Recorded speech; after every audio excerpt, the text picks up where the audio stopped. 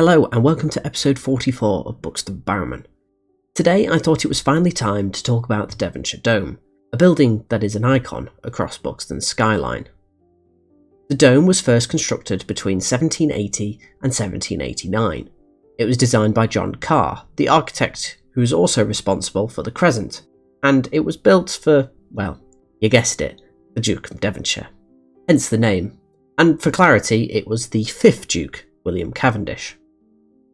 The original building, however, didn't include the famous dome, and it was just an octagonal building, used as a stables, and quite a large one at that. It could house up to 120 horses, as well as a place for servants of the guests of the Crescent Hotel to stay. Now, 120 horses is a lot, and the building rarely accommodated near that number, and so in 1859, the Buxton Bath charity had persuaded the current Duke of Devonshire to allow part of the stables to be converted into a charity hospital. This was to treat the sick poor people from the ever-expanding Cottonopolis of Manchester and its surroundings. And so architect Henry Curry, the one responsible for a town hall, had redesigned 2/3 of the building into a hospital. 22 years later, in 1881, the trust had once more persuaded the Duke of Devonshire, this time the 7th, and to convert the entire building into a hospital. And in exchange a new stables was to be built, which I believe was the stables located next to Winster Place, which is now the entrance into the Springs. This renovation and extension was designed by a local architect, Robert Ripon Duke, and he designed the wonderful octagon in the Pavilion Gardens, and so this redesign was going to be a little bit more grand than the rest. The hospital was designed with 300 beds, making it one of the largest charitable hospitals in the country. The Cotton District's Convalescent Fund put in a whopping £25,000 for the full conversion. That's £2.5 million today. So with such a large budget, Ripon Duke designed what was the world's largest unsupported dome over the courtyard at the centre of the stables. The dome comes in at a diameter of 44.2 metres, surpassing the previous record holder, the Pantheon in Rome, by just 1.3 metres. The structure of the dome consists of 22 curved steel trusses, as well as a further 22 curved steel beams between. Originally, the extra 22 beams weren't planned, but after the Tay Bridge disaster of 1879, the design was revised, and so the structure was further reinforced.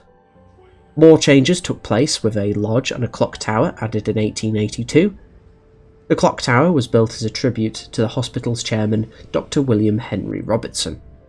A surgical ward extension was added in 1897, spa baths in 1913, and a large dining room with kitchens in 1921.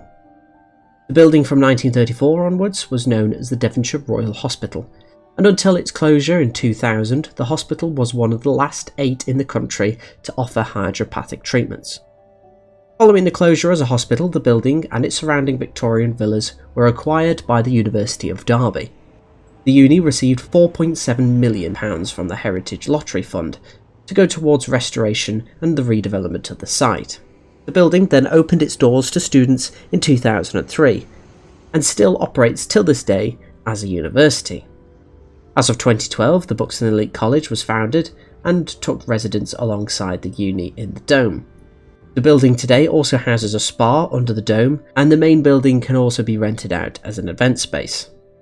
The structure still stands as the UK's largest unsupported dome, and from my time as a student at the dome I can say the kitchens are still used as such for students. The old boiler room is now a rec room, of which I might have thrown one too many darts into the walls there, and although most of the buildings inside are pretty unrecognisable as a hospital, the outside facade has been kept in very good nick, and of course it still stands as an icon across Buxton.